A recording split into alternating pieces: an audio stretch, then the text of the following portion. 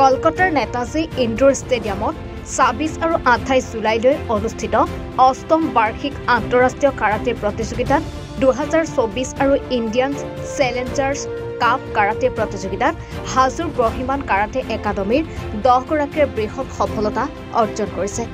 ৪টা সোণ, ৩টা ৰূপ আৰু ৬টা ব্ৰঞ্জ পদক সহ মুঠ ১৩টা পদক লাভ কৰিবলৈ সক্ষম হয় দলটোৱে।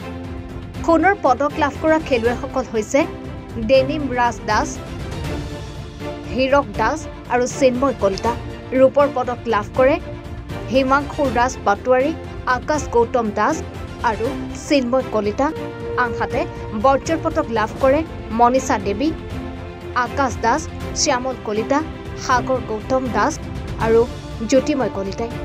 উল্লেখ্য যে এই প্ৰতিযোগিতাখন সুন্দৰ প্ৰদৰ্শন আগবঢ়াই কোৱাৰ্টাৰ ফাইনেলত পৰাজয় বৰণ কৰে পৰিস্মিতা কলিতা আৰু পৃথ্বীৰাজ দাসে। এই আটাইকেইগৰাকী কাৰাটে খেলুৱৈয়ে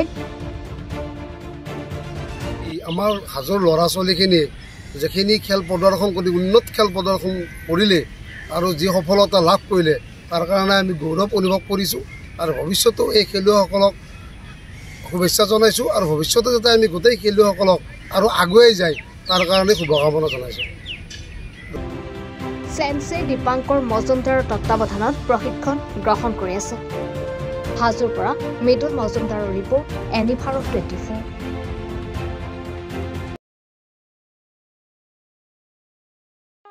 ৰব, আপুনি যে এটা অপৰাধ কৰিবলৈ গৈ আছে, আপুনি জানেনে? এই নাবালিকা গৰাকীক এতিয়াই বিয়াত বহোৱাটো যে এটা অপৰাধ, আপুনি জানেনে? অপৰাধ কেনেকৈ? মোৰ ছোৱালী, মোৰ কথা। তুমি যিয়েই নোকোৱা ভূঞা, ১৮ বছৰৰ তলৰ যিকোনো কন্যা সন্তানৰ বিয়া দিলেই আইনগতভাৱে এক দণ্ডনীয় অপৰাধ। বিয়া দিয়াজন যিমান দায়ী, বিয়া পতাজনো সমানে দায়ী। এতিয়া তাই পঢ়া শুনা কৰাৰ বয়স, খেলা ধূলা কৰাৰ বয়স। তাইক খেলিবলৈ দিয়ক, পঢ়িবলৈ দিয়ক আৰু চাব এদিন আপুনি তাইক লৈ গৌৰৱ অনুভৱ কৰিব পাৰিব। এতিয়াই তাইক সংসাৰৰ বোজা দি তাইৰ ভৱিষ্যত জীৱনটো অন্ধকাৰ কৰাৰ অধিকাৰ তোমাৰ জানো আছে? মোৰ ভুল হৈ গ'ল মাজনী, মোক ক্ষমা কৰিবা। শিক্ষা ল'ৰা ছোৱালী উভয়ৰে প্ৰাপ্য আৰু অধিকাৰ। আপোনাৰ কন্যা সন্তানক তাইৰ এই প্ৰাপ্যৰ পৰা বঞ্চিত নকৰাব। বাল্য বিবাহ ভাৰতীয় আইনৰ দ্বাৰা বিহিত এক দণ্ডনীয় অপৰাধ। এনে অপৰাধ কৰি আপোনাৰ কন্যা সন্তানৰ ভৱিষ্যত অন্ধকাৰৰ মাজলৈ ঠেলি নিদিব।